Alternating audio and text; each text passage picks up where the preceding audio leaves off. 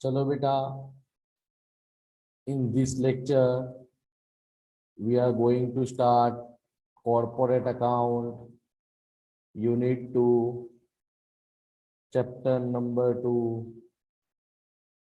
valuation of share।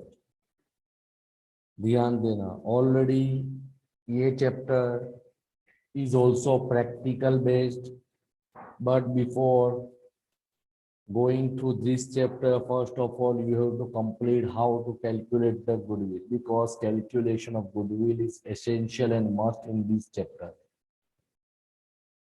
Valuation of shares क्या है तो देखते हैं। Normally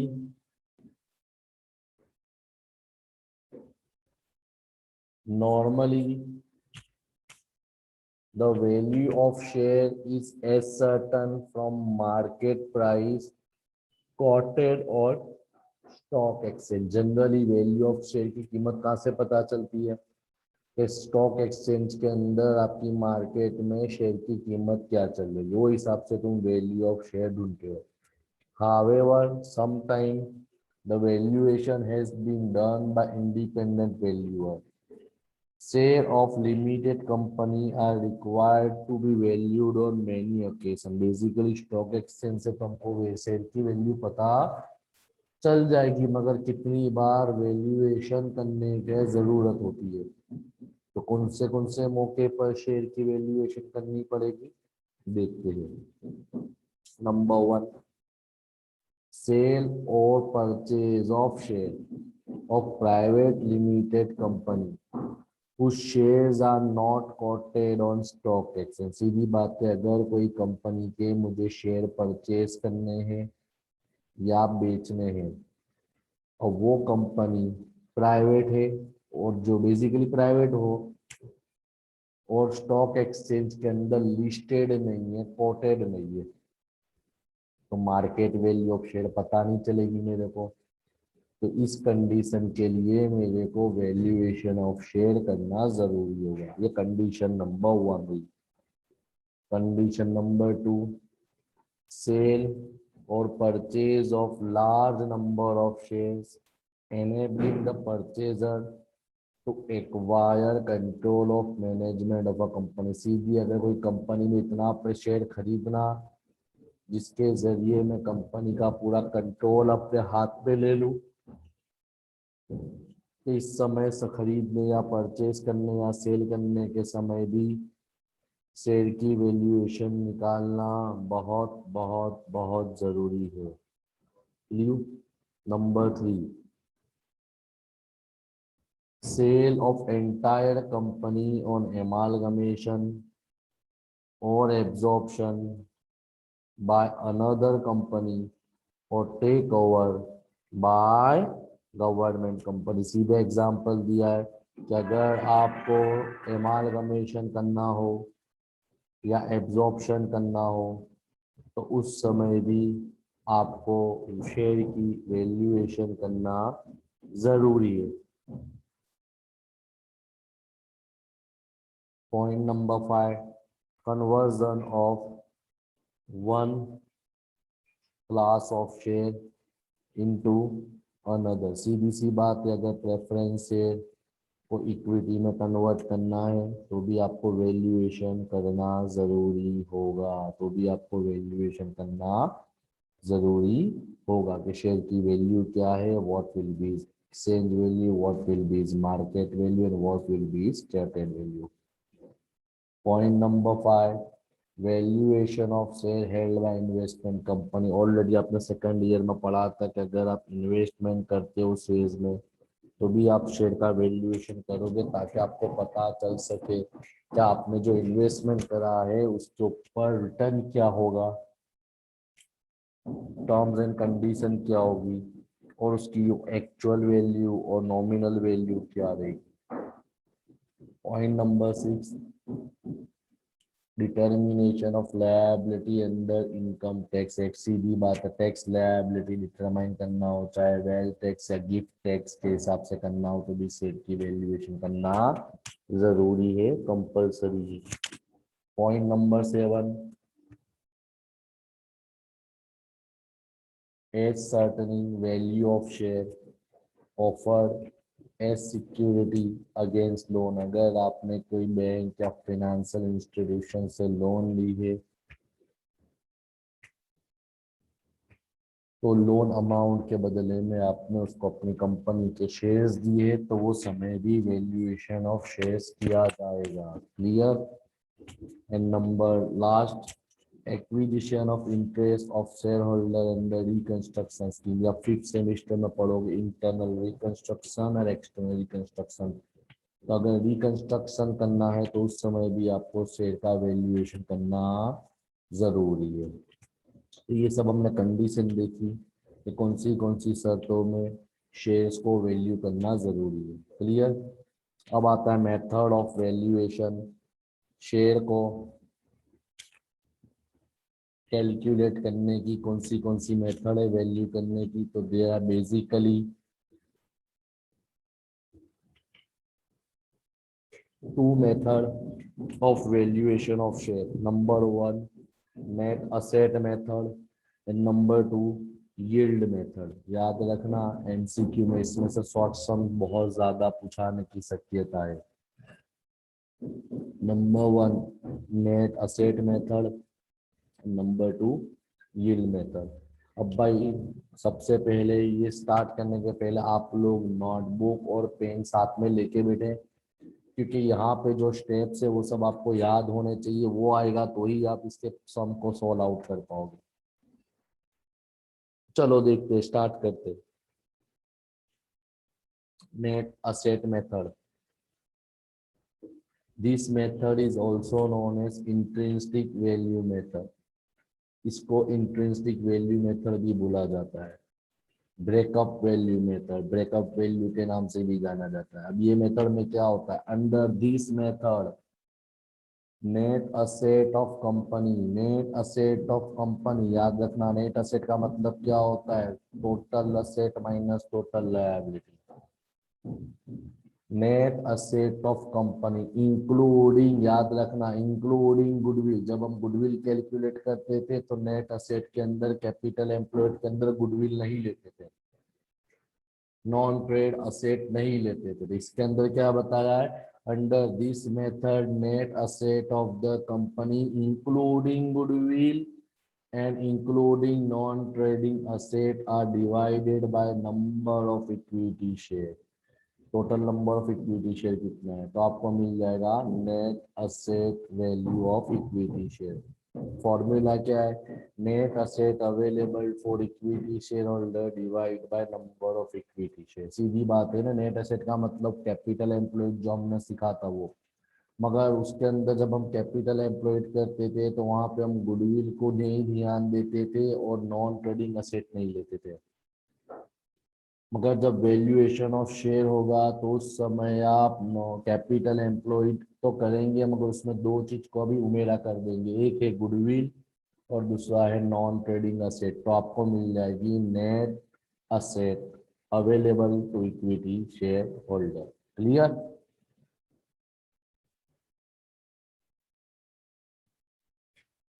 the following point should be kept in mind, ध्यान देना। A proper value should be placed on goodwill of business.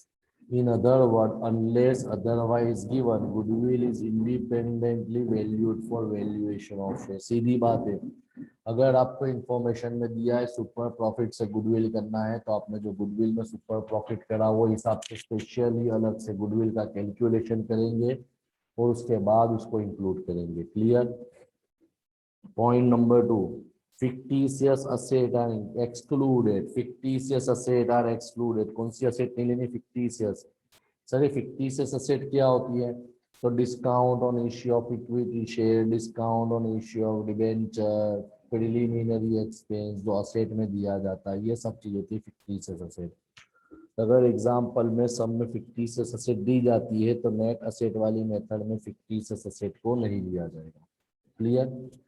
Number three, all other asset, चाहे हर प्रकार है ना, हर असेट आ गए, fix asset current asset including non trading, definition में बता दिया, should be taken at market value, should be taken at market value underline कर देना, हर असेट कौन सी कीमत से लेनी है, मार्केट वैल्यू से। In absence of market value, मगर सब में मार्केट वैल्यू नहीं दी गई है तो हम बुक वैल्यू को कंसीडर करेंगे। Clear.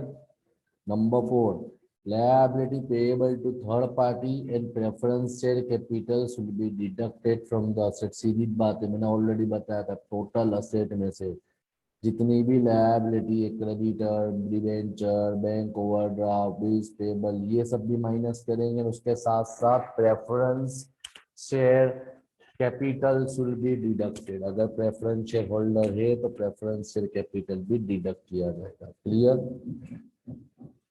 But item which are a part of equity share holder, यानी जो वस्तु बैलेंस शीट में इक्विटी शेयर होल्डर की है, जैसे general reserve, capital, profit and loss, debenture, redemption fund, should not be deducted. जो पैसा ओनर का है उसको अपने असेट में से माइनस नहीं करना है। तो ये तुम स्टेप करोगे तो आपको क्या मिल जाएगा, the net asset should be arrive. तो आपको जो मिल जाएगा सब प्लस माइनस करने के बाद मिलेगा, वो है net asset। Clear? It should be divided by number of equity share to arrive at the value for per equity share paid up। उसके बाद क्या करेंगे, जो आपका आंसर आया इसको नंबर ऑफ शेयर से डिवाइड कर देंगे। क्लियर। तो आपको मिल जाएगा नेट असेट बेकिंग मेथड के जरिए वैल्यूएशन ऑफ शेयर। अब पॉइंट नंबर 7 पे ध्यान देना, काम की चीजें। In example if there are different paid up value of share. Different paid up का मतलब 10 वाला शेयर है, 10 पेड अप, 10 वाला शेयर है। कैटेगरी बी 10 वाला शेयर है, 8 पेड अप। कैटेगरी सी 10 वाला शेयर है, 6 पेड अप। कैटेगरी 4 10 वाला शेयर है, 4 पेड अप। यानी अलग अलग पेड अप वैल्यू वाले शेयर है। तो वहां पे क्या करेंगे, तो देखो point number 1, assume notional call. क्या करना पड़ेगा, assume notional call to make partly paid up fully paid up. ना ऑल शेयर है इक्वल पेड अप वैल्यू। यानी सिंपल है कि आपको क्या एज्यूम करना है, नॉशनल कॉल। नॉशनल कॉल का मतलब क्या होता है कि भाई सपोज एग्जांपल ए कैटेगरी में 10 वाला शेयर है, 10 पेड अप है। बी कैटेगरी में 10 वाला शेयर है, 8 पेड अप है। तो हम क्या करेंगे, बी कैटेगरी के अंदर 2 रुपए नॉशनल कॉल करके प्लस कर देंगे। क्या कर देंगे, प्लस कर देंगे। देखो लिखा हुआ है point number 2, add notional call to the equity share holder fund और नेट असेट। उसके बाद divide by number of equity share. तो आपको आंसर मिल गया। मगर जैसे ही आंसर मिल जाता है तो deduct the notional call amount assuming step 1 from the value of the share.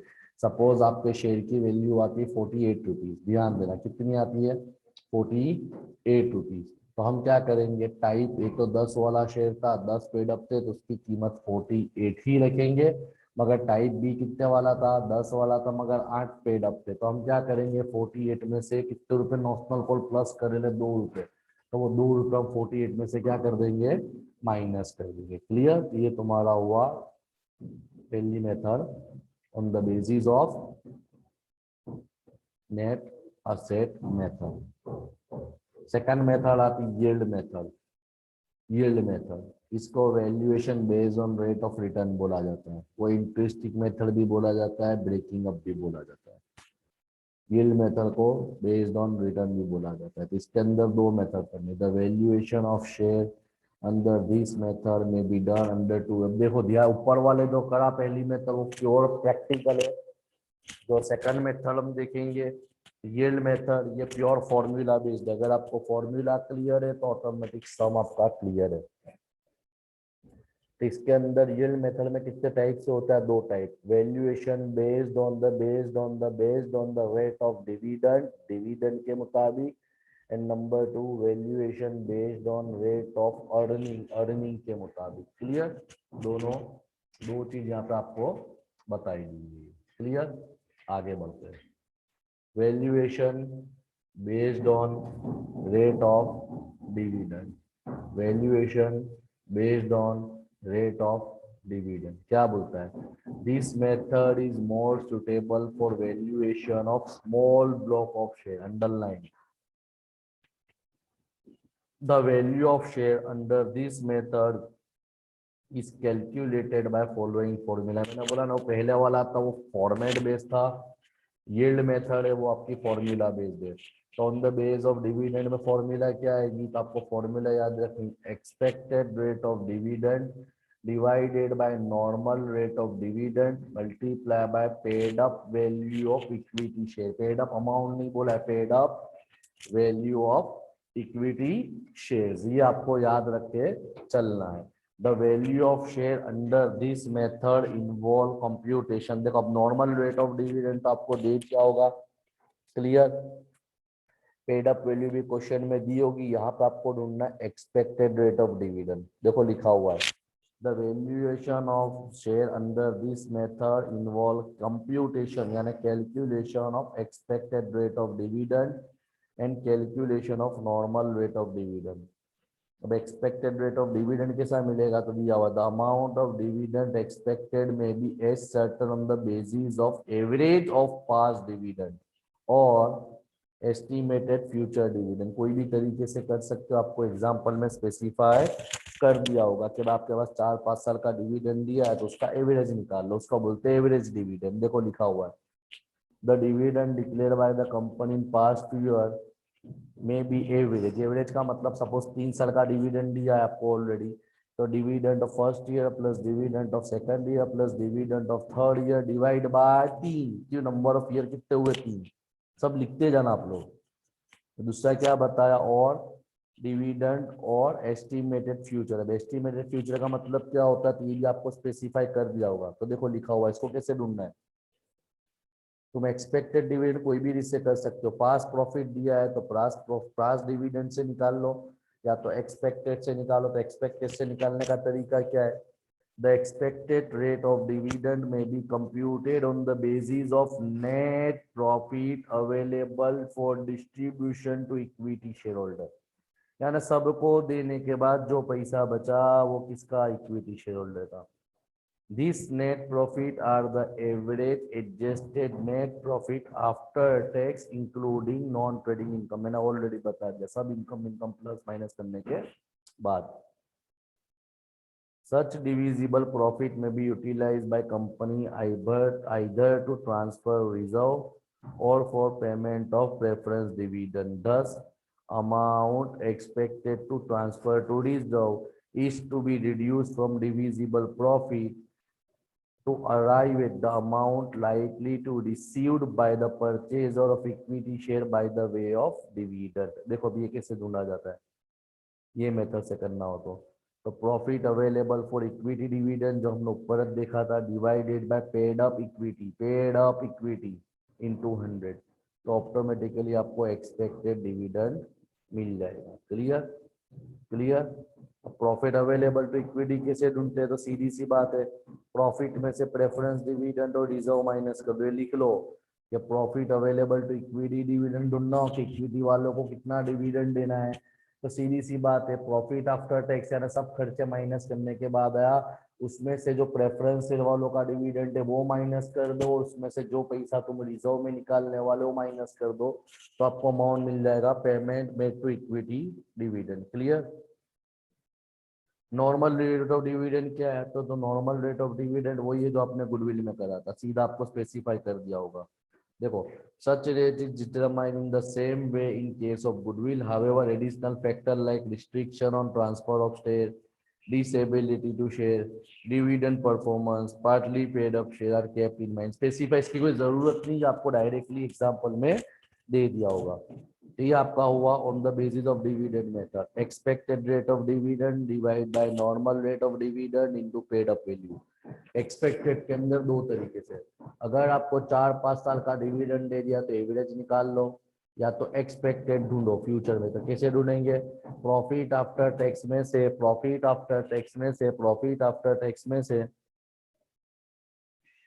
Preference dividend और transfer to general reserve minus करेंगे, जो आंसर है divide by paid up equity share into 100। Clear. ये हुआ वैल्यूएशन बेस्ड ऑन डिविडेंड। अब दूसरा आता है वैल्यूएशन बेस्ड ऑन अर्निंग मतलब वाला प्योर फॉर्मूला बेस्ड है। देखो डिविडेंड कब था, तो जब तुम्हारे शेयर के ब्लॉक कैसे थे, स्मॉल थे। तो देखो लिखा हुआ है, this method of valuation of share is suitable for valuing large block of company share, कौन से block, large block, because they are more interested in company earning rather than one contribute distribute in the form of dividend. तो common है, ये किसके लिए होता है कि वो लोगों के लिए होता है जो एक चीज पे ध्यान देते, कंपनी क्या कमाती है वो महत्व है, क्या डिविडेंड देती है वो इम्पोर्टेंट नहीं है। तो वो लोग डिविडेंड यील्ड को ये मेथड से, वैल्यूएशन ऑफ शेयर को ये मेथड से करेंगे on the basis of earning. इसकी फॉर्मूला क्या है, value of share is equal to rate of earning divide by normal rate of earning. देखो कोई फर्क नहीं है, सेम यही फॉर्मूला है, खाली फर्क क्या था, यहाँ पे था एक्सपेक्टेड रेट ऑफ डिविडेंड, इसके बदले यहाँ पे आ गया नॉर्मल रेट ऑफ अर्निंग, बस ऊपर का फॉर्मेट चेंज हुआ है, रेट ऑफ अर्निंग। क्लियर। अब रेट ऑफ अर्निंग के साथ ढूंढने का तो सिंपल है, profit after tax plus interest divide by gross capital employed. याद रखना नेट नहीं बोला है, ग्रोस बोला है, ग्रोस। इसका मतलब तुम्हारी जितनी भी नेट वर्किंग कैपिटल है और नॉन करंट असेट है सब प्लस कर दो। क्लियर। ये हुई valuation based on rate of earning.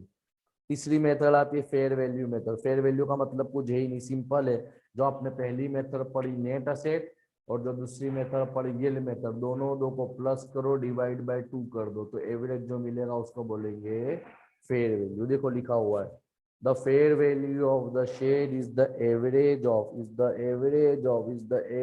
Of value obtain by net asset and yield method. Clear. यहाँ पे कुछ करने की जरूरत नहीं, दोनों दो फॉर्मूला से ढूंढो, दोनों दो आंसर है, डिवाइड करके लिख दो, ये एमसीक्यू में पूछ सकते हो। छिल्ला 1-2 मार्क में तुम्हारा आता है PE ratio. PE ratio already मैंने पढ़ाया था लास्ट सेम में, प्राइस अर्निंग रेशियो। तो price earning ratio is the ratio of price to earning. याद रखना कि भाई तुम्हारा रेशियो क्या बताता है कि तुम्हारी अर्निंग के साथ प्राइस के सामने अर्निंग कितना है। It is multiple of earning which an investor is prepared to pay for share। सीधी बात है कि ये कितना पे करे, यानी इन्वेस्टर इतना अर्न करने के लिए, कितना पे करने के लिए रेडी होता है, उसको बोलते हैं price earning ratio. It is important for shareholder and investor. This ratio also measure to find out whether the share is overpriced or underpriced according to investment decision। सबसे बड़ा बेनिफिट ये है कि तुमको अगर ये देखना हो शेयर की प्राइस ओवर हो गई है या कम हो गई है, तो ये मेथड्स आपको ऑटोमेटिकली पता चल जाएगा। क्लियर। नहीं कौन किसके लिए काम का है, तो बेसिकली ऊपर जो हमने कैलकुलेट करी थी उनके लिए था, वो कंपनी के लिए था जो स्टॉक एक्सचेंज में लिस्ट नहीं करते।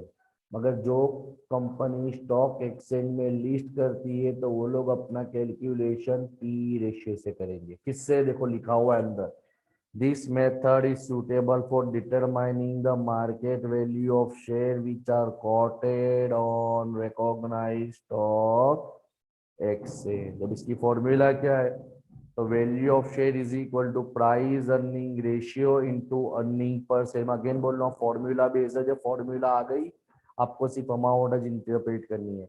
Value of share is equal to price earning ratio multiply by earning per share. अब अर्निंग पर शेयर कैसा मिलेगा, तो हम नेट एसेट में देख चुके हैं कि net profit available to share holder divide by number of share. Price earning कैसा मिलेगा, 100 डिवाइड बाय NRR। NRR का मतलब होता है नॉर्मल रेट ऑफ रिटर्न। तो ये टॉपिक में हमने 3 चीज कवर करी। सबसे पहले तो हमने कवर करा नेट असेट मेथड क्या है, नेट असेट मेथड क्या है, वो फॉर्मेट बेस्ड था। उसके बाद मैंने बताया यील्ड मेथड क्या है, इसमें 2 चीज देखी, डिविडेंड मेथड और अर्निंग मेथड। मगर मैंने ऑलरेडी बता दिया कि दोनों दो में एक चीज का फर्क है, ज्यादा कोई डिफरेंस आता नहीं है। कि अर्निंग मेथड के अंदर अपने अर्निंग को ध्यान देते, और डिविडेंड मेथड के अंदर हम डिविडेंड को ध्यान देते हैं। बाकी फॉर्मूला लगभग दोनों की सेम है। उसके बाद है तुम्हारी फेयर मेथड, यानी दोनों दो का प्लस डिवाइड बाय 2। दोनों दो का plus means net asset method पर यील्ड मेथड डिवाइड बाय 2। छिल्ला प्राइस अर्निंग रेशियो, तो ये मैंने बता दिया कि प्राइस अर्निंग रेशियो उनके काम की है जो कंपनी स्टॉक एक्सचेंज में लिस्ट करते हैं। क्लियर। यहाँ पे तुम्हारा ये प्रैक्टिकल का पूरा कंप्लीट टॉपिक कवर होता है।